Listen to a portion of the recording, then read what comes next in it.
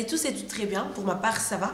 Vous êtes sur I Need Air. En quête d'amour, d'intimité, de rafraîchissement, nous souhaitons une fois de plus vous présenter Christ par plusieurs voix. Alors aujourd'hui, je ne suis pas seule, je suis accompagnée d'un coach. Alors je suis sûre que quelqu'un se pose la question, un coach, mais qu'est-ce que c'est? Qu'est-ce qu'elle nous ramène aujourd'hui?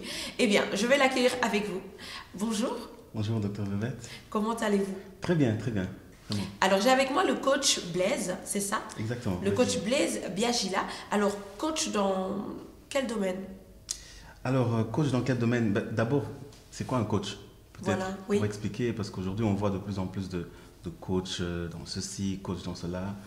En fait, le domaine du coaching est né depuis longtemps déjà. D'accord. Quand on regarde bien avant les années 80, le seul domaine où on connaissait le coaching, c'était dans le sport. Oui, Donc, c'est parce vrai. que là, on sait, un coach dans le sport, c'est un entraîneur qui a soit une équipe, soit qui entraîne un sportif quelconque à atteindre un but particulier. Et ensuite, après les années 80, des psychologues se sont rendus compte que l'homme avait envie de développer son potentiel dans différents domaines, pas seulement dans le sport. Et puis, dans les années 80, c'est d'abord dans le milieu professionnel que le coaching est apparu. Donc, c'est là qu'on a des coachs en carrière, etc. etc. On peut aussi parler de conseiller. Conseiller, Oui, exactement. Conseiller un peu en orientation professionnelle, on va dire comme voilà. ça. Et puis, après les années 90, là, ils se sont encore rendus compte que l'homme voulait en fait se développer dans différents domaines, que ce soit dans le mariage, que ce soit au niveau de son style vestimentaire, au niveau de son estime de soi, au niveau de la communication. Et c'est ainsi que le coaching a pris de l'ampleur dans différents domaines. Alors un coach, c'est quoi? Oui. Un coach, en fait, c'est un accompagnateur qui est là pour aider la personne qui est devant lui à atteindre son but, excusez-moi, ou son objectif. En fait, le coach est juste là pour essayer de comprendre quel est l'objectif que la personne devant veut atteindre. Donc, et de voir avec la personne, est-ce que cet objectif est réaliste? Okay. Est-ce que cette personne a toutes les capacités pour atteindre cet objectif? Et aussi de voir quels sont les obstacles qui sont au milieu, qui pourraient l'empêcher d'arriver. Les résistances devant la personne. Donc en fait, juste pour peut-être différencier par rapport à un thérapeute, un coach n'est pas un thérapeute. Donc un coach ne va pas essayer de chercher quelle est la cause d'un problème qui était dans le passé. Donc un coach est là vraiment pour regarder vers le futur. Vers le futur. Exactement. Donc, accompagnateur, vraiment, il l'accompagne. Exactement, donc un accompagnateur donc qui va essayer de voir avec la personne pourquoi est-ce que la personne n'arrive pas à atteindre son objectif. Peut-être ça peut être sa façon de penser qui doit peut-être changer. Ce qui bloque. Exactement, ce qui bloque. Voilà. Est-ce qu'on peut parler d'un motivateur alors dans ce cas? Je crois que le mot motivateur colle mieux aussi à un coach. Parce qu'il va essayer de motiver la personne à peut-être penser différemment ou peut-être à chercher d'autres solutions ailleurs. Donc c'est vraiment ça en fait qu'est un coach. Alors il y a différents domaines dans le coaching aujourd'hui et moi personnellement je me déclare comme coach chrétien. Chrétien. Exactement, parce que mon identité est d'abord chrétien. D'accord. C'est important pour moi de le dire. Et c'est-à-dire que les principes que j'utilise, même si ça vient des principes du coaching normal, mais je me base beaucoup sur les principes de la Bible. C'est pour ça que moi je me dis, je suis un coach chrétien. Alors les domaines dans lesquels j'opère, il y en a 4 principalement. Le premier, c'est d'abord la recherche de l'identité. Parce que c'était un de mes combats. Donc l'identité, qu'est-ce que j'entends par là? Ça veut dire découvrir qui est-ce que je suis, quelle est mon estime, quelle est ma valeur. Donc pour une personne qui se dit tiens, moi j'ai envie de savoir qui je suis en fait. C'est ça. Voilà. Tout le monde se pose la question. Exactement, tout le monde se pose la question. Donc ça c'est vraiment le coaching que je fais, que j'offre. Le deuxième coaching, c'est au niveau du talent, de la découverte du talent. Parce que moi j'ai eu dans ma jeunesse cette question, je me disais mais de quoi est-ce que je suis capable? C'est ça. Donc je crois qu'il y a des gens qui se posent la question, qui se disent mais comment est-ce que je peux découvrir quel est mon talent, quelles sont mes capacités? Et puisque je travaille aujourd'hui dans le milieu professionnel du football en tant que détecteur de talent, j'ai pu avoir en fait certaines techniques et certaines expériences qui m'aident en fait aujourd'hui à essayer d'aider quelqu'un qui veut trouver son talent.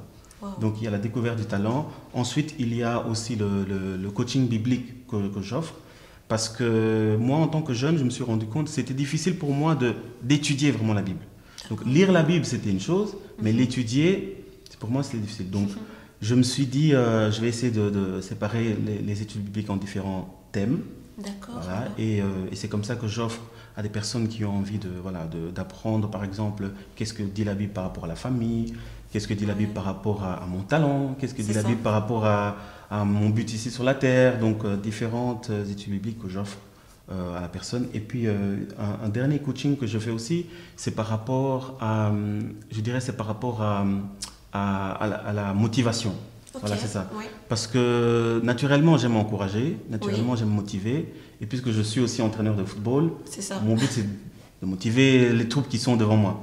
Donc, pour les personnes qui se disent, voilà, je passe par un moment où j'ai vraiment besoin d'encouragement, c'est ce que j'offre. Voilà. Waouh, c'est énorme. C'est vaste en fait. C'est vaste en fait. Il y a différents vraiment domaines. Aujourd'hui, on a D'accord. même des coachs en relooking, Oui. par exemple. Oui, c'est Des vrai, gens qui se sur disent, voilà, l'image, etc., c'est j'aimerais vrai. soigner mon image, exactement. Ça peut passer par mon style vestimentaire.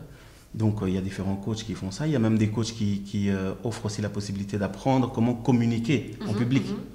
Donc, et aussi ce qu'on appelle l'assertivité, c'est-à-dire oser dire oui quand je veux dire oui. Oh là là. Parce Et ne que pas c'est- dire non. Oui. Quand je sais qu'au fond de moi, je dis oui, mais je dis Au fond, non j'ai pas parce que... envie, quoi. Voilà, exactement. Donc, il y a différents domaines C'est dans le c'est coaching. le problème de beaucoup de personnes en plus. Hein. C'est le problème de beaucoup de personnes, je pense. Parfois, on n'est pas celui qu'on veut vraiment être. C'est vrai. Donc, Waouh. Et du coup, quand tu es chrétien, comment en êtes-vous déjà arrivé à être chrétien? alors, donc pour la petite histoire, Oui. moi, je suis né au Congo D'accord. et j'ai grandi au Congo. Et je suis arrivé en Belgique à l'âge de 10 ans, 10 ans et demi. Et depuis le Congo, j'ai joué au football et c'était vraiment quelque chose qui me passionnait. Oui. Donc quand on est arrivé ici, mes parents m'ont directement inscrit dans le football. Et très vite, j'ai su que ça c'était ma passion. Et mon rêve, c'était de devenir footballeur professionnel. Oh. Donc c'était vraiment mon objectif quand j'étais jeune. Et donc, pourquoi est-ce que je voulais être professionnel dans le milieu du football? C'est parce que je voulais être célèbre, Ah oui. je voulais être connu. Mhm. Et je voulais être comme les grands joueurs qu'on connaît, les Maradona et les autres. C'est ça. Et aussi parce que dans mon cheminement, j'étais en train de me chercher. Je voulais savoir, mais Blaise, c'est qui? De quoi il est capable? Et c'est comme si je trouvais que j'étais inutile et je ne savais pas exactement qui je suis. Et je voulais un peu appartenir aussi. Oui. Je voulais qu'on me remarque en fait. C'est ça. Donc c'est pour ça que quand je suis allé dans le domaine du football, là je me suis vraiment retrouvé. Ok. Voilà. Et donc c'était mon objectif. Donc, et à l'âge de 16 ans et demi, j'ai été sélectionné dans ce qu'on appelle la sélection liégeoise, c'est-à-dire on prenait les meilleurs joueurs de différents clubs, on les faisait jouer ensemble contre notre équipe et on nous avait dit qu'il y aurait des recruteurs, Oui. donc des détecteurs de talent, Voilà. qui viendraient pour sélectionner quelques joueurs pour les mettre dans des clubs professionnels, etc. Donc pour moi, j'ai travaillé vraiment à fond parce que ce match-là était vraiment important pour pouvoir atteindre mon rêve. Et malheureusement, à ce match, après 15 minutes, j'ai eu une grave blessure au genou. Oh non, ok. Et donc, D'accord. le rêve que j'avais commençait en fait à s'arrêter. À s'arrêter. Et puis quelques mois plus tard, en allant à l'hôpital, on a découvert que j'avais une pneumonie. Et là, les médecins ont dit à mes parents, ben voilà, il doit arrêter le football Ouais. parce que c'est dangereux pour lui. Donc je me retrouve à 17 ans, mon rêve est brisé, C'est ça. je ne sais pas qui je suis, je me cherche. Je suis vraiment dans une crise identitaire en fait. Vraiment, c'est une crise d'identité. Exactement. Et là, ma mère me dit, parce qu'entre-temps, j'ai grandi dans une famille qui était au départ religieuse. Donc, et puis plus tard, mon père a donné sa vie au Christ. Alléluia. Et puis c'est comme ça que la famille a commencé à prier. Donc je priais déjà à la maison, mais j'avais pas de relation avec le Christ. D'accord. Parce que moi, mon objectif, évidemment, c'était d'être footballeur. Footballeur, ouais. Donc maintenant que j'étais dans cette crise, un jour ma mère me dit, écoute, maintenant que tu ne joues plus au football, pourquoi tu ne viens pas avec moi à l'église? Moi, dans ma tête, je me dis, aller à l'église, bon, c'est pas vraiment mon truc. Mais comme ma mère insistait, je me suis dit, bon, pourquoi elle arrête de me casser la toujours tête? comme ça. Je vais aller à l'église, Oui. c'est bon. Donc pour les mamans qui insistent, continuez parce que ça marche. Donc je suis allé à l'église, c'était à la Nouvelle-Jérusalem à Liège, qui est oui. conduit par le pasteur Jean Chitéa, Jean que vous Chitéa. avez eu l'occasion de sûrement rencontrer. Oui, oui, nous le Voilà. saluons. Exactement, que je salue au passage aussi. Et donc, j'étais habillé en training et je me suis dit, je vais me mettre au fond de la salle. Dès que ça termine, je m'en vais. Oh. Mais quand Dieu met dans l'agenda un jour où il va vous rencontrer, je crois qu'il n'y a rien que vous pouvez faire vraiment pour Rien éviter y ce faire. jour. Donc, j'étais au fond de la salle, j'écoutais et puis le pasteur était en train de parler. Et subitement, il parlait de ma vie. Parce qu'il disait, il y a une personne qui est ici, un jeune qui est ici, il est dans une crise identitaire, il se cherche, il se demande c'est quoi mon identité, de quoi est-ce que je suis capable. Et Dieu te dit, aujourd'hui, il va te rencontrer. Et puis subitement, il pointe du doigt vers le fond de la salle et il dit, le jeune homme avec le training là, je dois prier pour toi. Donc je me dis, ok, bon, bah, il va prier pour moi. Oui. Je me suis avancé en me disant, voilà, il va prier, puis je rentre. Mais ce jour-là, quand il a prié pour moi, pour un jeune qui n'avait pas de relation avec le Christ, Oui. j'ai entendu la première fois de ma vie la voix de Dieu dans mon cœur. Wow. Et j'oublierai jamais ces paroles. Il me dit, tu es mon fils, je t'aime, je t'ai choisi avant que tu ne viennes au monde, et j'ai un plan pour toi, je vais t'envoyer dans ta génération, suis-moi. Et puis soudainement, j'ai vraiment senti la puissance de l'amour de Dieu qui est descendu sur moi, comme je ne l'ai jamais senti auparavant. Et j'étais en larmes. Et depuis ce jour, je dirais, c'est un peu comme ça que ma relation avec Jésus a démarré. Et je ne regrette pas, vraiment. Mais pour vous qui aviez besoin de reconnaissance, là, la reconnaissance est passée par une seule personne. Exactement, et un exactement. pasteur. Exactement. Donc, pour dire que parfois Dieu peut utiliser voilà, telle C'est personne ça. pour. Donc moi, si je comprends bien, en fait, vous auriez pu être coach, mais c'est vraiment un choix personnel d'être coach chrétien. Exactement, exactement. D'accord. J'aurais pu être coach simplement dans le milieu séculier, mais pour moi, c'est important d'afficher mon identité. C'est ça. Puisque c'était d'ailleurs un de mes combats. Je crois qu'aujourd'hui, on ne doit pas se cacher en tant qu'enfant de Dieu. Que Dieu met en nous des talents et qu'on doit s'affirmer. Donc aujourd'hui, par exemple, vous avez des footballeurs qui osent aussi s'affirmer en disant « je suis footballeur chrétien ». Oui, on en parce voit que de c'est plus en important. plus. Donc je crois que, en tout cas, beaucoup de coachs qui sont chrétiens doivent oser s'affirmer en disant « je suis coach, mais je suis chrétien avant tout ». Waouh, très bien. En tout cas, merci pour tout cet apport. Alors, je crois savoir que vous n'êtes pas seul dans la vie, vous êtes marié. Oui, tout à fait, je suis marié. Comment s'appelle-t-elle? Elle s'appelle Emma. Emma, nous la saluons. Voilà, Emma, bonjour. ma chérie, je te dis bonjour, je te remets des bisous. Et vous évoluez actuellement à Maastricht, c'est Exactement, exactement. Et dans quelle assemblée? Alors nous sommes dans une assemblée anglophone qui s'appelle Damascus Road International Church. Ok. Vraiment une assemblée de beaucoup de jeunes étudiants qui viennent de différents horizons. Oui. Et c'est vraiment génial de voir cette mixture de cultures, c'est vraiment bien. C'est ça. C'est bon de le savoir parce qu'il est coach, mais il est également attaché quand même. Il est coach Exactement. chrétien, mais il est attaché également à une église, à une communauté tout simplement. Alors aujourd'hui, nous allons aborder ce thème, coacher votre langue. Coacher votre langue. Pourquoi aborder un tel thème? J'ai envie de le dire, mais je vais poser la question au coach parce qu'il est également auteur d'un ouvrage qui s'intitule « Coacher votre langue ». Alors, pourquoi avoir abordé un tel thème? Coacher votre langue. Oui. Alors, je dirais que pour moi, il y a 3 raisons pour lesquelles c'est important de parler de ce thème. D'accord. Même si ce n'est pas quelque chose de nouveau, évidemment. La première raison pour laquelle c'est important d'en parler, qui est peut-être une raison assez simple, c'est parce qu'il faut sensibiliser les personnes qui ne le savent pas encore au fléau qui se passe autour de nous à cause de nos paroles. Je crois qu'il y a des gens qui ne se rendent pas encore compte du pouvoir qu'il y a dans nos paroles. Et il y a les résultats que nous voyons autour de nous. Oui. Par exemple, la montée du harcèlement scolaire dont on parle aujourd'hui, que ce soit le suicide parmi les jeunes, que ce soit même des mariages qui sont brisés, qui se divisent à cause des paroles, que ce soit des familles qui se séparent à cause de paroles. Donc je crois que la première raison pour laquelle c'est important d'en parler, c'est pour sensibiliser pour ceux qui ne le savaient pas encore. Et puis aussi rappeler pour ceux qui le savent que c'est important, parce que ce n'est pas nécessairement un sujet qui fait fureur, parce que c'est vrai que parfois en tant que chrétien, on veut parler peut-être de bénédiction, on veut parler de ceci, mais on ne parle pas du pouvoir qu'il y a dans nos paroles. Donc je dirais, le premier but, c'est vraiment pour sensibiliser. Sensibiliser quelqu'un. Exactement, sensibiliser ceux qui nous écoutent. Et la deuxième raison par laquelle j'aurais peut-être dû commencer, parce que c'est vraiment important, c'est parce que la Bible met en garde sur le pouvoir qu'il y a dans nos paroles. Et la Bible elle-même nous incite à coacher en fait notre langue. Je vais donner quelques exemples dans la Bible. Bien sûr. Proverbe chapitre 18, 20, 21 dit que c'est du fruit de sa bouche que l'homme rassasie son corps. La première fois, je me rappelle quand j'étais jeune, je lisais ce verset, parce que moi, j'ai été dans cette lutte pour apprendre comment parler. Juste pour la petite histoire, c'est d'ailleurs ce qui a inspiré mon premier livre. Quand je suis arrivé ici en Belgique, je ne parlais pas français. Pas du tout? Pas du tout. Pas du tout. D'accord. Et donc, c'était difficile pour moi de m'intégrer à l'école, et ce qui fait que j'ai vécu ces harcèlements scolaires. Mais une fois que j'ai maîtrisé la langue française, je m'étais dit, moi, je vais prendre ma revanche. Donc, moi, j'étais devenu celui qui lançait des missiles avec mes paroles, en fait. Je blessais réellement. Et puis, à un moment donné, quand j'ai accepté le Seigneur, je me disais, Seigneur, ma vie ne va pas bien. En fait, j'ai des problèmes avec des amis. Qu'est-ce qui se passe en fait? Et c'est là que j'ai commencé à beaucoup lire les proverbes. Oui. Et le Seigneur me disait, mais, tu sais, c'est du fruit de ta bouche que tu vas rassasier ton corps. Ça veut dire que ce qui sort de ta bouche va en fait te rassasier. Quand on dit rassasier, ça veut dire que tu vas bien manger ça. Tu vas vraiment être rempli de ça. Ça veut dire si tu déclares des paroles, des paroles mensongères, par exemple, tu vas être rassasié de ça. Si tu déclares des paroles de haine, tu vas en être rassasié. Ça veut dire que tu dois déjà faire attention à ça. Et le verset 20 que nous connaissons de Proverbe 18 dit « La vie et la mort sont au pouvoir de la langue ».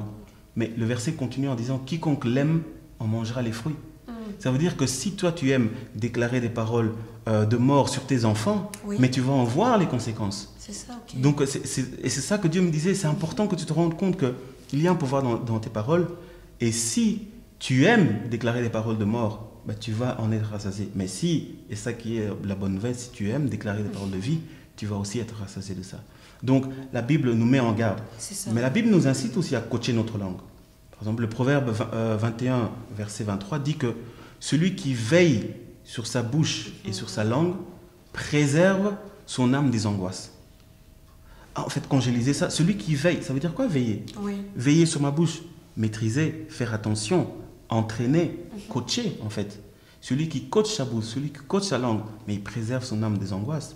Combien de fois je me suis mis dans des soucis, dans des problèmes parce que je ne savais pas me taire. C'est ça. Combien de fois, je me rappelle quand j'ai commencé à maîtriser le français, j'allais provoquer des jeunes juste pour le fun, mais le nombre de fois je suis tombé dans des problèmes. Pourquoi? Parce que je n'avais pas appris. Et le Seigneur me disait très tôt, celui qui veille sur sa bouche et sur sa langue préserve son âme des angoisses. Aujourd'hui, nous voyons les conséquences en fait autour de nous. C'est ça. Et puis, il y a un autre verset aussi dans 1 Pierre 3, verset 10, qui dit que celui qui veut aimer la vie, celui qui veut jouir de la vie, celui qui veut vivre heureux, mais qu'est-ce qu'il doit faire? Qu'il préserve sa langue. Ça veut dire que parfois on est là en disant Seigneur, je veux une vie meilleure. Et le Seigneur te dit d'accord, mais regarde comment tu parles. C'est ça, préserve ta langue. Exactement, préserve ta langue. Donc, coach ta langue. C'est pour ça que c'est important d'en parler. Donc, je dirais la deuxième raison, c'est parce que la Bible elle-même nous incite.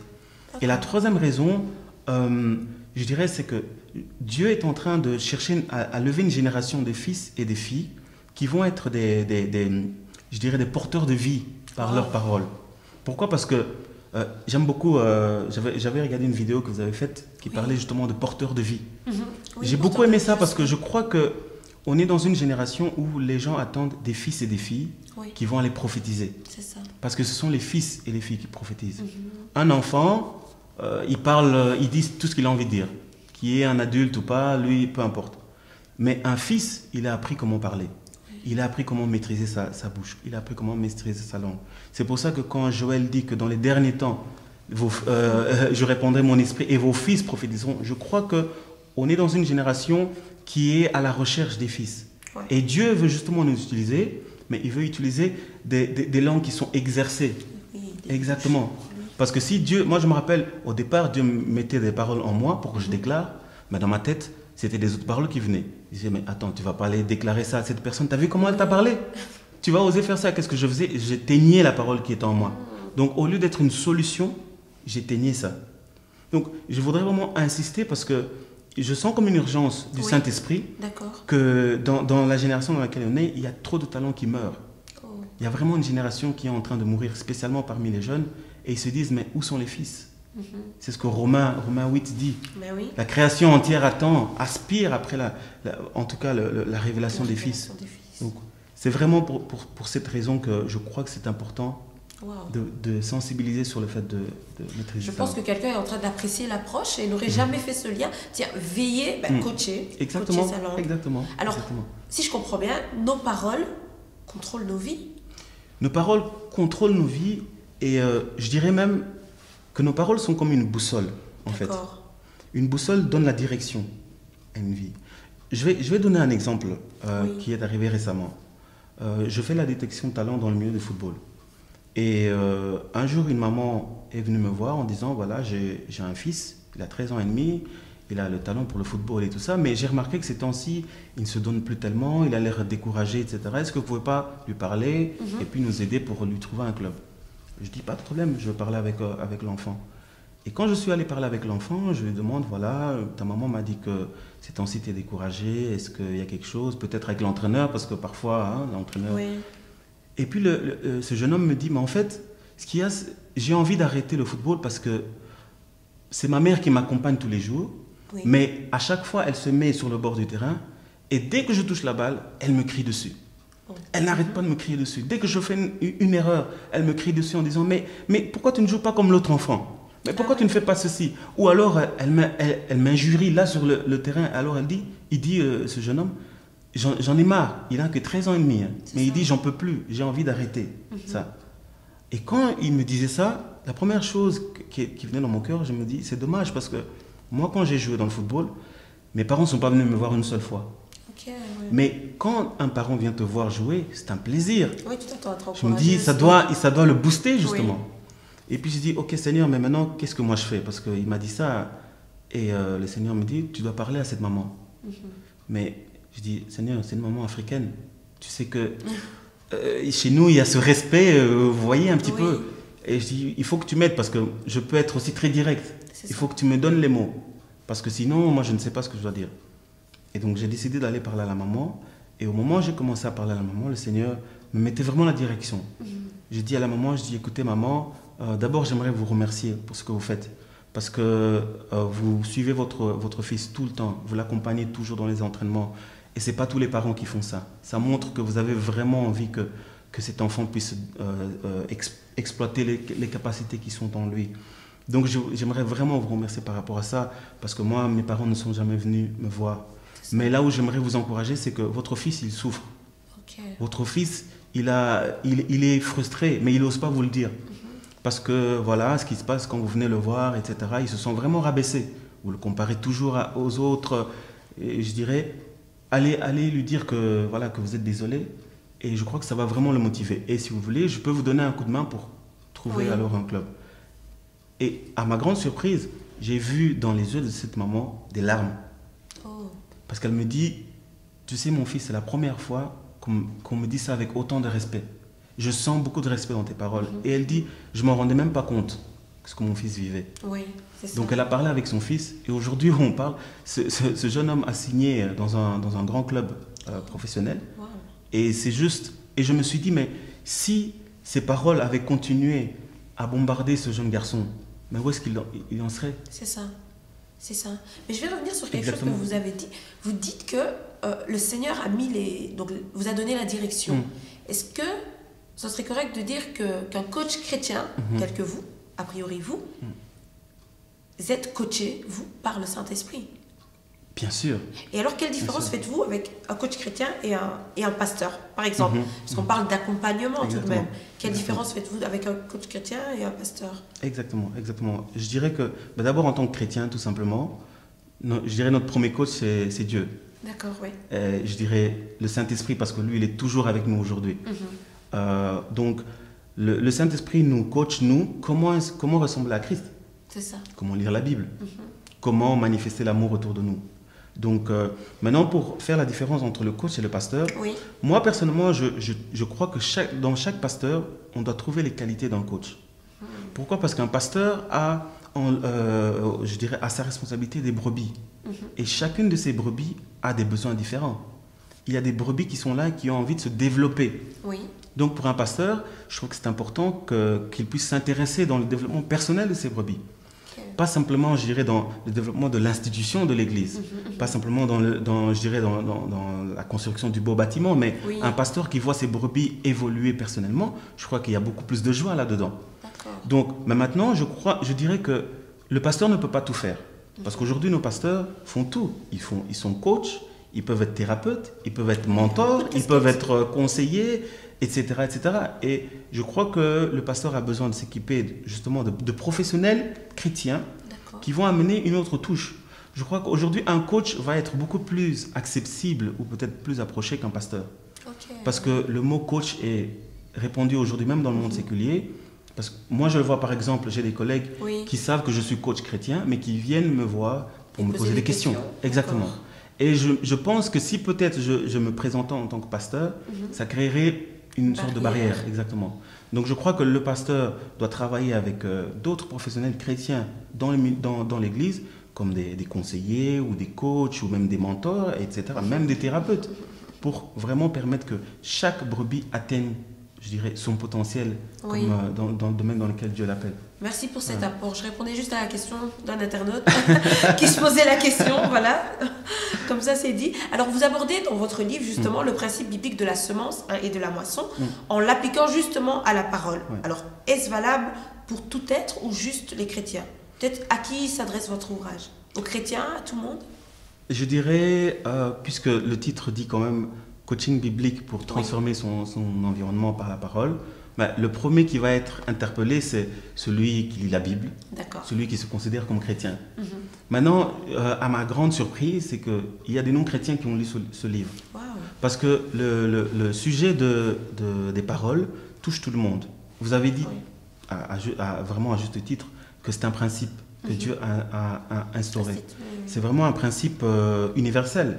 Aujourd'hui, si vous prenez une graine, par exemple, et que vous la plantez sur une terre, même si vous êtes athée, même si vous ne croyez pas en Dieu, cette graine va pousser. Pourquoi? Parce qu'il y a un principe derrière. Ça veut dire que, et c'est ça que j'ai aussi un peu expliqué quand j'ai écrit mon premier livre à certains parents, c'est que même si vous n'êtes pas croyant, sachez que les paroles que vous déclarez vont produire quelque chose. Donc en fait, ce principe pour moi, il est pour tout le monde. D'accord, oui. Voilà. Finalement, il est pour tout le monde. Exactement. Pour tout le monde. Exactement. Alors, ça va peut-être paraître bizarre à un internaute, mais il faut que je pose la question. Parce que c'est abordé dans votre ouvrage.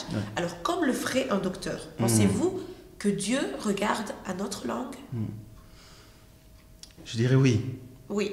Oui, parce que parfois on vient, un peu comme quand on va chez le docteur. Ah, docteur, j'ai mal ici, j'ai mal à la tête, j'ai mal ici, partout. Et puis le docteur nous écoute, ok. Et puis à un moment donné, il va dire, ok, ouvrez la bouche. Il regarde, votre langue, couleur jaune, indication qu'il y a quelque chose dans votre vie. Et je crois qu'avec Dieu, Dieu est le médecin des médecins pour moi. Oui. Il connaît notre cœur. Donc parfois nous venons en disant, Seigneur, mon mariage, ça ne va pas. Mon mari, ça ne va pas. Mes enfants, là, je ne comprends pas. Etc., etc. Et le Seigneur dit, d'accord, mais est-ce que tu as regardé la couleur de ce qui sort de tes paroles? Tu te plains en disant, mais mon mariage, ça ne marche pas. Mais regarde comment tu as des paroles qui blessent ton conjoint. C'est ça. Tu dis que mes enfants ne réussissent jamais, mais tout le temps, tu leur dis, mais pourquoi toi, tu n'es pas comme tel? Oui. L'enfant revient avec 70% à son bulletin, mais tu te dis, mais tu aurais pu faire 90%. C'est quoi ça? Donc, mais on vient devant Dieu en disant, j'ai mal ici, j'ai mal là. Mais Dieu, lui, qui est notre médecin, il regarde à la couleur de ce qui sort de nos paroles. D'accord, c'est un indicateur. Exactement, c'est un indicateur pour dire que mais tu te plains dans l'église. Non, dans l'église, il y a ceci, cela. Mais le Seigneur va te dire, mais tu ne passes ton temps qu'à te plaindre. Tu passes ton temps à critiquer. Oui. Tu passes ton temps à répandre des faussetés. Et tu te plains que dans l'église, par exemple, on ne te donne pas des possibilités. Donc, le Seigneur te dit, revois ta façon de parler. C'est ça. Donc, Dieu est vraiment notre médecin. Il sait, lui, il connaît notre cœur et il sait ce que... Et c'est ce que nous disons à quelqu'un aujourd'hui. Tiens, peut-être que tu n'as pas regardé à ta langue, à tes propos, à tes dires, à tout ce qui sort de ta bouche. Exactement. Et il serait temps peut-être de regarder à cela parce que c'est aussi un moyen de préserver ses relations. Exactement. En termes de relations, qu'est-ce qu'on peut en dire? Exactement. Moi, par exemple, quand j'étais jeune, j'ai perdu des amis comme ça. Parce que moi, je me disais, je vais dire tout ce que je pense. Oui. Donc, il y a des amis qui étaient blessés parce que je disais. Mais moi, je me disais, non, je vais dire et puis c'est tout. C'est ça. Mais ça a créé des divisions. Okay. Et parfois, des familles se séparent parce qu'il y a des faussetés qu'on a racontées derrière le dos de telle personne. Oui. Et parfois même, ce qui est triste, parmi les chrétiens, on a des divisions parmi les chrétiens parce qu'on vient tous dans l'église, c'est vrai qu'on lève la main, on prie, mais on se raconte, voilà, on se blesse. Et malheureusement, ça crée des divisions. Et donc, c'est un peu dommage. Moi, avec le temps, j'ai eu quelques regrets parce que je me suis dit, Seigneur, je l'apprends maintenant, mais je pense que j'ai blessé des gens. Et que c'est important aujourd'hui, quand j'en parle, de se rendre compte que nos paroles peuvent vraiment édifier, mais aussi rabaisser une personne. Donc oui, il y a vraiment des relations qui peuvent être détruites par rapport à ça. Et alors, est-ce qu'on... Enfin, on se pose quand même la question, est-ce que c'est la langue qui est responsable numéro 1 ou alors est-ce que c'est le cœur, l'état de notre cœur? Parce que tout de même, il y a tout de même ce genre de paroles silencieuses qu'on ne prononce pas, qu'on ne dit pas haute voix, les pensées. Alors, qu'est-ce qu'on peut en dire? Ah ben, je dirais ça, c'est une excellente question Ben parce oui. que d'ailleurs la Bible dit que c'est de l'abondance du cœur que la bouche parle. C'est ça, Donc je suis tout à fait d'accord avec vous. Je pense que tout commence par le cœur. par le cœur. Parce que le cœur exprime, je dirais, nos paroles expriment ce qu'il y a dans le cœur. Et ce qu'on permet à nos cœurs de recevoir, Oui. tôt ou tard, ça va sortir. D'accord. Moi, à un moment donné, je me demandais, mais pourquoi est-ce que je suis tellement direct dans mes paroles et peut-être tellement méchant, si je peux dire. Oui, agressif. Mais un jour, Dieu me disait aussi, mais regarde ton cœur, comme tu dis. Il était blessé? Il était blessé, mon cœur était D'accord. blessé. Ok. Et j'ai permis à certaines choses de rester là-dedans. Mhm. Le manque de pardon, l'esprit de vengeance. Ouais. Non seulement ça, mais aussi l'égoïsme, l'égocentrisme. Moi, c'était moi. Donc la vie de l'autre, c'était pas important, c'était moi. Et c'est vrai que plus on laisse Dieu travailler notre cœur, et plus lui va mettre ses paroles dans nos cœurs, Oui. et ce qui va sortir de là, ben, ce sera des paroles qui viennent de sa parole à lui. Wow. Donc comme vous dites, à vraiment un juste titre, si je pouvais, je dirais, s'il y a un livre que je pourrais lier avec ce livre, ce serait Coacher votre cœur. Parce que ce qu'il y a dans votre cœur va sortir à un moment donné. Ok. Donc je suis tout à fait d'accord que Wow, le cœur c'était est vraiment important le de numéro le un. préciser. Et Ouais. du coup, est-ce que la langue a un pouvoir? La Bible dit que oui. Puisque la Bible dit. la Bible dit que la vie et la mort sont au pouvoir de la langue. C'est clair. Et c'est à nous maintenant de savoir comment est-ce que je peux, si je peux dire, maîtriser ou coacher, ou Oui. un peu, comme dit Jacques, dompter Oui. ce pouvoir. Et en fait, moi, pendant un moment donné, je m'étais dit, ok Seigneur, maintenant je décide que je vais parler comme toi. J'avais décidé et tout. Dès que je sors, la première personne que je rencontre me met hors de moi. Ok. Et ce que j'avais décidé, voilà, tout est parti un peu en fumée. Ah oui. Et puis ça se répétait. À un moment donné, je dis, Seigneur, mais à quoi ça sert alors? Et un jour, quand je suis tombé sur le verset de Jacques, qui dit que voilà, personne ne peut dompter la langue, Oui. La langue a un pouvoir, et voilà, aucun homme ne l'a jamais fait, aucun homme ne peut le faire. Donc je me suis dit, bah alors à quoi ça sert? À quoi ça sert que j'apprenne à maîtriser ma langue si au final, aucun homme ne peut le faire? Et plus je méditais, Dieu me dit, mais regarde le verbe qui est utilisé. On dit, aucun homme ne peut le dompter, mais on ne dit pas, aucun homme ne veut le dompter. Et le Seigneur disait, tu peux faire tes efforts comme tu veux, mais par ta propre force, tu n'y arriveras jamais. D'accord. Et comme disait Paul, j'ai la volonté de bien faire. Je disais, Seigneur, moi, j'ai la volonté, je veux vraiment bien parler, mais le pouvoir, je ne l'ai pas. Donc, ça veut dire que c'est là qu'on a besoin vraiment de la puissance du Saint-Esprit Ok. Le pour nous Saint-Esprit aider intervient. à maîtriser ce pouvoir. Oui. Parce que sinon, on peut aller dans tous les sens. C'est ça. Donc, oui, la langue a un pouvoir, mais au-delà, on a justement en nous le Saint-Esprit qui nous donne encore le pouvoir au-dessus de cela, pour que nous puissions libérer la vie au lieu de libérer la mort. Waouh, je pense que nous sommes extrêmement bénis par tous ces propos.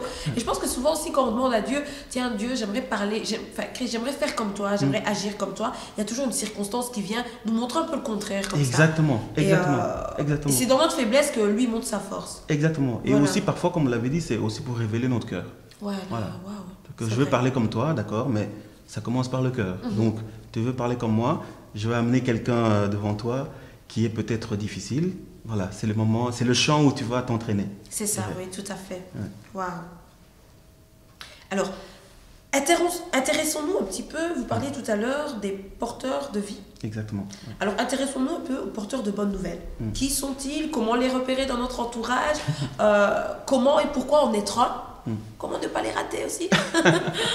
Dites-nous tout. Bah, d'abord, je dirais, en tant que chrétien, moi en tout cas, en tant que chrétien, je crois que nous sommes appelés à être des porteurs de bonnes nouvelles. Waouh, ok. Dieu, c'est Jésus qui disait de nous que nous sommes le sel de la terre. Moi, la première fois que j'ai lu ça, quand j'étais jeune, je me suis dit, bon, déjà, sel, je ne comprends pas très bien ce que c'est. Oui. Le sel de la terre, donc moi, je dois donner du goût aux gens. Mais moi-même, je souffre déjà. J'ai déjà. Comment est-ce que moi, je peux apporter une bonne nouvelle? Moi-même, j'en reçois des mauvaises nouvelles. Ouais, tout le temps. Et c'est vrai que plus je méditais la parole de Dieu, Dieu me disait, Dieu nous a choisis. C'est lui qui a la bonne nouvelle. C'est pas moi. D'accord.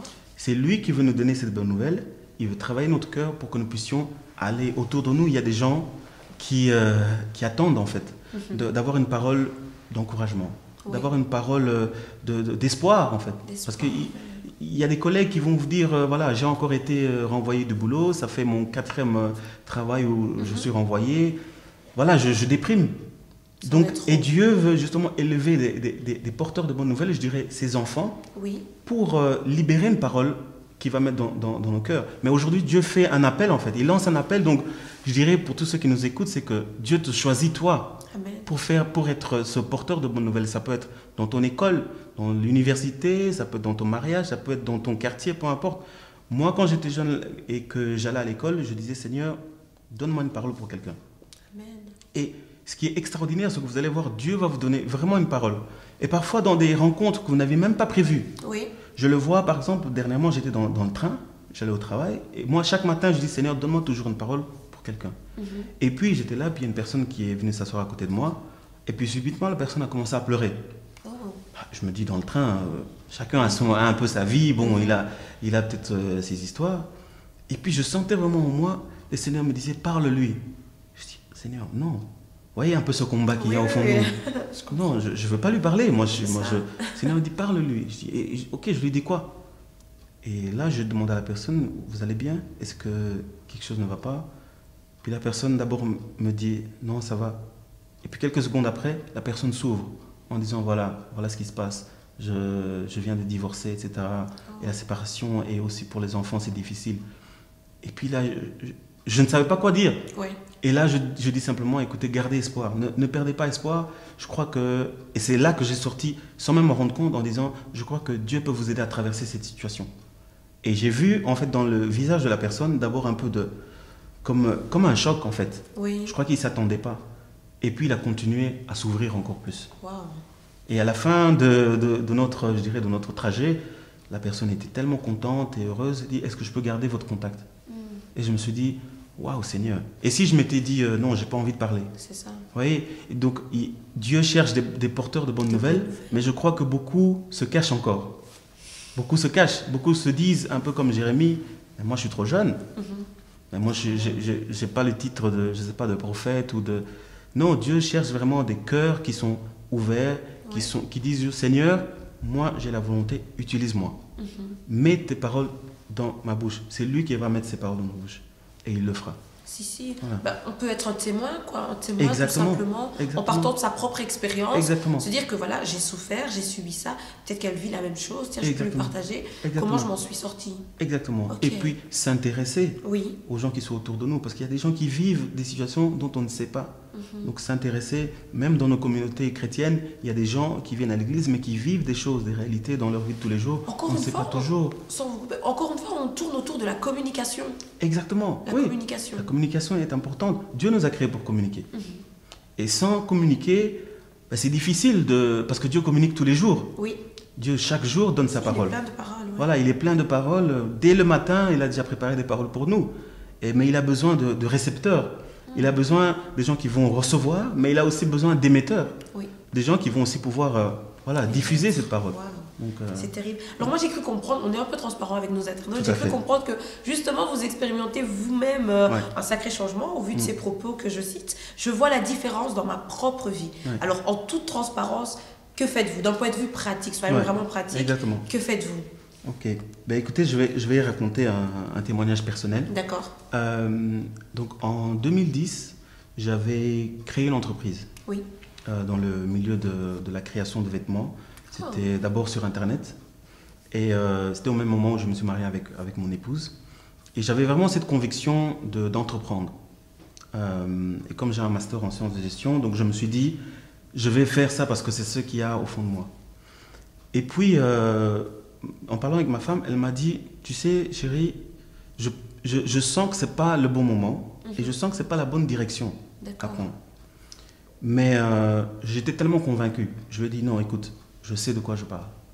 Donc en 2010, on a ouvert l'entreprise, c'était sur Internet. En 2013, j'ai encore décidé de l'officialiser en ouvrant un magasin. Ah oui, d'accord, voilà. de manière physique. Exactement, un magasin physique. Et là, ma femme me dit, mais encore une fois, avec cette sensibilité, vraiment, je crois que je bénis Dieu pour nos épouses, parce que Dieu leur donne aussi cette sensibilité. Okay. Ma femme me dit, c'est peut-être pas une bonne idée, je ne sais pas, mais je ne suis pas convaincu. Et là, j'avais vraiment des paroles arrogantes. Parce que je lui ai dit, moi je connais, moi j'ai étudié ça. Moi je sais ce que c'est, donc je suis sûr que je vais y arriver. Et en fait, je la dénigrais vraiment par mes paroles. Et c'est comme si son avis ne comptait pas. Donc elle s'est dit, ok, si tu veux le faire, fais-le.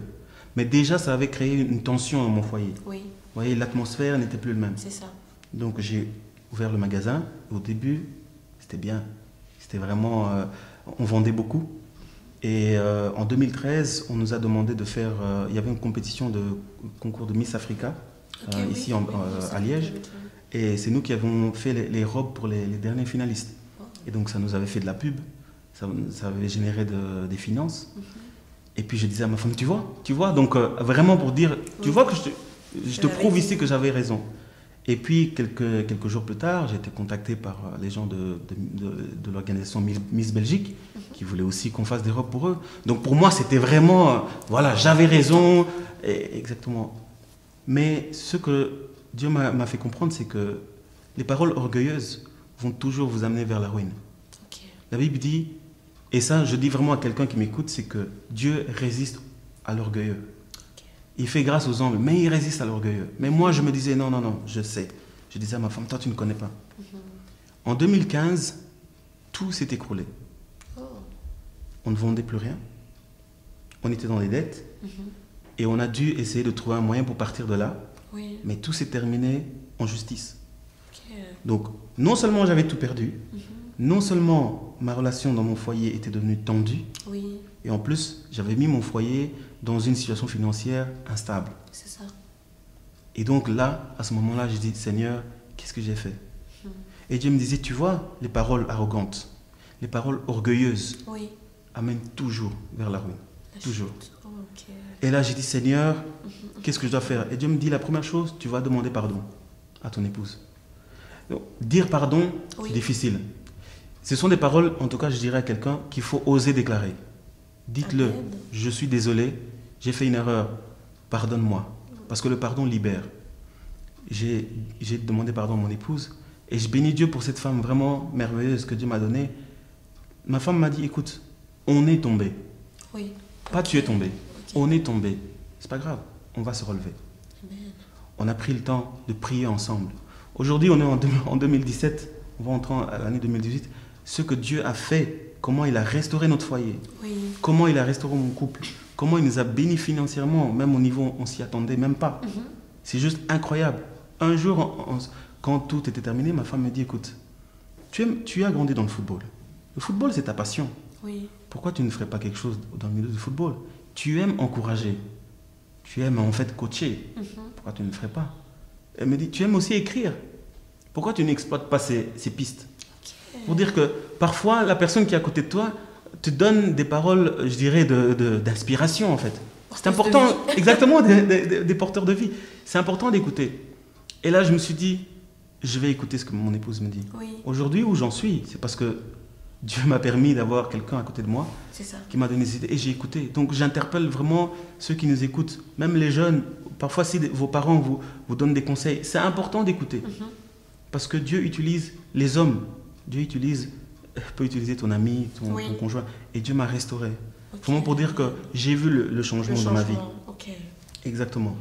Donc le pardon serait une clé pour un épanouissement dans la vie de quelqu'un. C'est vraiment, je dirais, surtout dans une relation, c'est vraiment une clé tellement importante. Parce que parfois, si nous ne pardonnons pas, moi ce que j'ai compris, c'est qu'on se bloque nous-mêmes. On a besoin de demander pardon pour nous libérer, nous. C'est ça. Mais aussi parfois peut-être pour libérer l'autre personne, parce qu'on ne sait pas ce que la personne vit. Donc c'était important pour moi de dire à mon épouse, je suis désolé. Et elle s'est rendue compte, il me valorise aussi. Donc vraiment, oui, les paroles peuvent amener toute une différence dans notre vie. Wow. Et du coup, on parle justement de coacher votre langue. Pourquoi avoir écrit ce livre? Et voilà. D'où est venue l'inspiration peut-être? Je sais qu'une des voies de motivation était votre épouse. Bien sûr, c'est clair. C'est sûr qu'elle est toujours à mes côtés pour m'inspirer. D'ailleurs, c'est elle qui a fait toute, vous voyez, la couverture, vraiment le design. Mais je dirais l'inspiration, parce que c'est aussi lié à mon premier livre, c'est d'abord par rapport à ce que j'ai vécu. Moi, depuis le Congo et quand je suis arrivé ici, j'étais vraiment passé par cette lutte des paroles. Oui. Parce que j'avais eu beaucoup de paroles aussi qui me rabaissaient, donc ce qui fait que... Oui, le premier livre, c'est Vos mots m'ont tué. tué. Exactement. Donc, le champ thématique vraiment reste le même. Exactement, exactement. Donc j'étais en fait, je dirais, au fond, à l'intérieur de moi, détruit par certaines paroles. Et j'avais envie de pousser un cri, en fait, pour dire, vous me tuez par ces paroles que vous me dites, parce que je suis aussi quelqu'un. Et je crois qu'il y a des jeunes aujourd'hui qui ont envie de pousser ce cri, qui disent, qui ont envie de dire, papa, en fait, arrête, parce que ce que tu me dis, ça me détruit. Dis, maman, s'il te plaît, c'est pas que je ne te respecte pas, mais tu me fais mal parce que tu me dis. Mais il y a aussi des parents qui disent aussi à leurs enfants, les paroles que tu as envers moi, c'est des paroles qui me blessent, moi, dans les foyers, etc. Donc, je crois que c'est ça qui a inspiré ce livre, pour me dire, j'ai vécu ça, j'ai vu la transformation dans ma vie. Oui. Dieu, au final, est la parole de vie. Amen. Pour moi, un jour, Dieu m'a dit que ce qui peut, je dirais, libérer d'une parole négative, c'est une parole positive. Mais ce qui peut libérer d'une parole de mort, c'est une parole de vie. Amen. Et Christ est la parole de vie. Christ est la parole vivante. Ça veut dire que, à part Christ, je ne sais pas vers qui on peut aller. Oui. Parce que c'est lui qui a les paroles de la vie. C'est ça. Donc, pour moi, c'est un message qui me tient réellement à cœur, que je veux partager parce que je crois qu'on peut se bénir mutuellement, on peut s'édifier mutuellement par nos paroles. C'est terrible parce que vous nous vaccinez. C'est vraiment ça. En fait, il y a une expérience de vie derrière tout ça. Exactement, exactement. Derrière C'est vraiment une expérience de vie. Les écrits, quand même, relâchent un esprit. Je crois que oui, par le livre, on peut voir le vécu de quelqu'un, l'esprit de quelqu'un. C'est vrai, tout à fait. Wow. Alors, on va terminer avec ceci. La langue est un feu, c'est le monde de l'iniquité. Elle souille notre corps, enflamme le cours de la vie. Ces propos, justement, sont rapportés de la Bible, hein, de nouveau. Voilà. Alors, pensez-vous que l'on doit s'imposer une discipline concernant la langue? Si oui, laquelle? Je dirais oui, parce que nous sommes des disciples. D'accord. Donc, pour moi, un disciple, obligatoirement, passe par une certaine discipline. Par exemple, moi, en tant qu'entraîneur, mes joueurs, ils ne jouent pas s'ils ne s'entraînent pas. Ça veut dire qu'ils doivent passer par un moment de préparation et qui n'est pas toujours amusante. Parce qu'on veut être sur le terrain mais pas être préparé. Donc pour nous, de la même façon, on ne peut pas être des porteurs de vie si il n'y a pas cette préparation à côté. Parce que notre langue, comme vous l'avez dit, si on ne la maîtrise pas, elle peut partir dans tous les sens. C'est ça que Jacques est en train de dire. Donc je crois qu'il y a une discipline à s'imposer. Maintenant, quel type de discipline? Je dirais, c'est un peu à chacun de voir comment. Moi, par exemple, mon premier objectif, c'était d'avoir la volonté d'abord. Parce que Dieu me disait, est-ce que tu veux changer? Je crois que ça commence par là. Parce que Dieu nous donne le pouvoir, mais la volonté vient de nous. C'est-à-dire, Seigneur, je veux à partir d'aujourd'hui être quelqu'un. Prendre une décision. Exactement, je prends une décision. Donc je dirais à ceux qui nous écoutent, prends la décision. Dis, Seigneur, je veux être un porteur de vie par mes paroles. Amen. Ça, c'est la première décision. Ensuite, j'ai dit, Seigneur, je veux, puisque c'est ta parole que je veux déclarer, je veux être un étudiant de cette Bible. Il faut, je dirais vraiment, surtout aux jeunes d'aujourd'hui, d'avoir cette discipline d'étudier la Bible. Pas juste la lire, d'étudier la Bible. Par exemple, moi, je planifie mes études bibliques. Par exemple, ça peut être un lundi, je peux dire, voilà, le lundi à 6 h du matin, je me lève, je passe le temps dans la prière. Oui. Et puis à partir de 8 h, j'aimerais lire tel chapitre, faire quelques recherches, etc., etc. Donc essayez de faire ça, même si ça ne va pas être amusant, parce qu'il y a des fois, votre corps n'a pas envie de lire la Bible. Oui, c'est ça. Vous savez, il y a toujours un combat et votre chair vous dira, ah non, tu es fatigué. Mais dire, puisque j'ai la volonté, je veux continuer à étudier la Bible. Une troisième chose, c'est revoir ce qui nourrit mon cœur.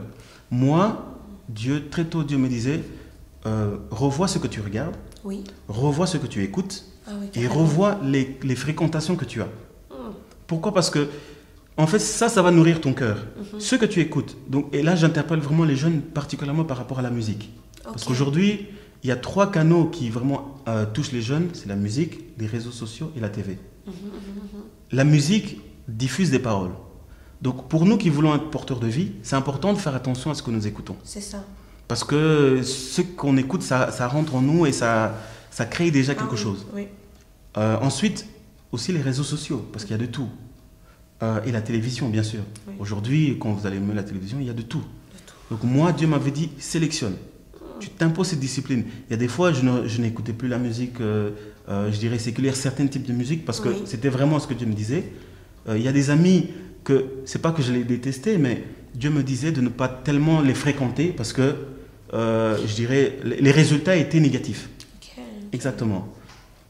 Donc ça, c'est une discipline à se mettre, se dire, ok, je vais discipliner par rapport à ce que je regarde, Oui. par rapport à ce que j'écoute. Je veux étudier la Bible. Je veux, et une autre discipline, c'est de dire, je veux dire ce que Dieu me dit de dire, même si j'ai peur. Parce que moi, D'accord. j'avais peur de dire. Ok. Moi, j'ai dit non. Seigneur, si tu me dis de dire, je vais les dire. Waouh. Juste pour donner un autre témoignage rapidement, c'est Oui. que l'année passée, j'étais invité dans une église en Hollande pour prêcher.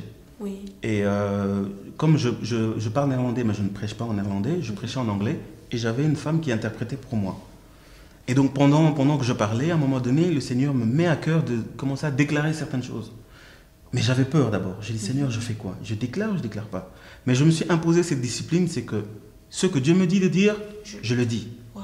Après, les conséquences, ça c'est Dieu. Mhm. Et donc, j'ai commencé à déclarer qu'il y a une personne qui est ici, tes parents t'ont rejeté, et tes parents t'ont dit des paroles comme tu ne sers à rien, et comme tu as un problème physique, ils t'ont mis hors de la maison, et ils t'ont vraiment rabaissé, et tu te sens vraiment au fond de toi comme si tu n'étais rien. Oui. Mais Dieu te dit maintenant, aujourd'hui, qu'il t'aime, qu'il t'a choisi, et qu'il te comble de son amour. Terrible. Et pendant que j'ai déclaré ça, soudainement, je vois la femme qui traduisait pour moi, elle était en pleurs. Oh. Alors, Ok. alors vous imaginez dans l'église, Oui. elle était en pleurs, moi je me dis, mais qu'est-ce que j'ai dit? Mhm. Parce que parfois quand je parle, ça peut Oui. être, je ne sais pas. Et puis je lui demande, est-ce que ça va? Elle me dit, oui, ça va. Elle continue à pleurer, elle dit, ok, vous pouvez continuer. Donc j'ai continué, on a terminé le service, et à la fin je lui demande, est-ce que j'ai dit quelque chose? Et puis elle me dit, en fait, ce matin quand je suis venu, j'avais demandé à Dieu de me donner une parole par rapport à mon identité. Pourquoi? Parce que mes parents m'ont mis dehors de chez moi. J'ai été rejeté parce que j'ai une maladie. Et parce que je n'étais pas la meilleure non plus en classe. Mes parents m'ont vraiment rejeté et je me sentais vraiment abattu. Mais en venant à l'église, je me suis dit, Seigneur, parle-moi. Et quand tu as parlé, c'était ma vie que tu as déclarée. Et je me suis dit, waouh, Seigneur, tu peux utiliser quiconque. Donc, je dirais, imposez-vous cette discipline de si Dieu vous dit de dire quelque chose par rapport à un ami à l'école, dites-le. N'hésitez pas. N'hésitez pas, ne bloquez pas. Parce qu'il y a quelqu'un qui veut recevoir une réponse de Dieu. Amen. Donc moi, c'est vraiment l'encouragement que je lancerai à tous ceux qui nous suivent. Waouh, c'est profond. Nous avons été bénis et nous voyons encore une fois de plus comment Dieu est précis, combien il est précis. Exactement. Il est exactement. précis. Alors, il y a Coacher votre langue. Voilà. Il y a également d'autres livres que Tout à fait. je vais vous laisser présenter peut-être. Bien sûr, bien Je vous sûr. en prie. Pourquoi pas. Oups. Et alors, bah, écoutez, le premier livre, comme je disais, vos mots m'ont tué. D'accord. Donc ça, c'est qui parle surtout du harcèlement scolaire, Ok. qui est vraiment un thème qui est en train d'avoir de plus en plus d'impact aujourd'hui Ici, oui, dans la société. ici dans on la en société. Ensuite, le deuxième livre que j'ai écrit, c'est c'est celui-ci. Alors celui-ci s'intitule Kidnappeur d'identité. D'accord. Alors en fait, c'est quoi? C'est toujours par rapport à mon histoire. Ici, ça parle du talent et du potentiel qui est comme bloqué parfois parce que j'appelle des kidnappeurs. Oh. Donc, par exemple, il y a des choses que vous avez envie de faire. Vous avez des idées que Dieu Oui. vous met, mais vous n'osez pas le faire parce que vous avez peur. Oh. La peur est un des kidnappeurs. Vous avez peur d'échouer, peur de réussir, Oh. peur de ce que les gens vont dire. Mais ça peut aussi être des paroles. Il y a des paroles que les gens vous ont dit qui vous détruisent. bloquent et qui font que vous n'osez rien essayer. Ça peut aussi être les échecs du passé. Vous avez échoué dans le passé et vous vous dites ah, je vais encore échouer donc ça ne sert à rien. Par exemple, vous avez créé une entreprise qui avait échoué Oui. et vous dites je ne vais plus le faire parce que j'ai échoué. Alors que parfois, justement, comme je dis, échouer, c'est juste une façon d'apprendre à faire les choses différemment. Très bien. Exactement. Donc, Perspective. une autre perspective, voilà, c'est ça. Kidnappeur d'identité. Ensuite, il y a eu Coacher Coacher votre langue. Voilà. Ok, c'est ce que nous avons abordé aujourd'hui. Voilà, celui que nous avons abordé. Et le tout dernier qui est sorti, c'est le guide du conducteur Conducteur de de louange. louange, d'accord. Voilà, puisque dans mon église, je suis conducteur de louange. C'est ça, d'accord. Et au travers de toutes ces années où j'ai conduit la louange, je suis arrivé à cette conclusion que ce n'est pas une tâche qui est nécessairement facile à faire. Et on a besoin d'avoir une sorte de guide. Parce que moi, quand j'ai commencé, je n'avais pas nécessairement les bases, on ne m'avait pas dit ce qu'il fallait faire. Mais au fur et à mesure des années, je me suis rendu compte que conduire la louange, c'est une responsabilité. Il y a différents paramètres qu'on doit gérer. Ouais. Et il y a aussi la préparation personnelle. C'est ça. Donc comment est-ce que je fais? Parce qu'on se tient devant des gens quand même, on veut partager un message. On déclare des paroles, exactement. Donc voilà, tous les livres qui sont là pour le moment. C'est merveilleux. Donc j'ai vraiment devant moi, nous avons devant nous un coach et un auteur. Voilà. Et les œuvres sont là. D'accord, il ne fait pas que parler, il écrit aussi. Voilà, chers internautes, nous étions sur I Need Air. Je pense que vous avez passé un excellent moment avec nous et je pense surtout que vous avez retenu quelque chose. C'est très important et je terminerai par cela. Coachez votre langue, coachons nos langues, nous en avons besoin. Et Dieu nous attend aussi là, tout simplement, à ce que nous puissions, pourquoi pas, transmettre ce que lui a à nous donner. Alors, je vous dis à très bientôt. Nous sommes diffusés chaque premier samedi du mois sur www.ocoministries.com. Que Dieu vous bénisse. Si vous désirez passer sur le plateau, allez tout simplement sur ocoministries.com, contact, et alors vous pourrez participer, vous aussi, avec nous. Que Dieu vous bénisse et à bientôt.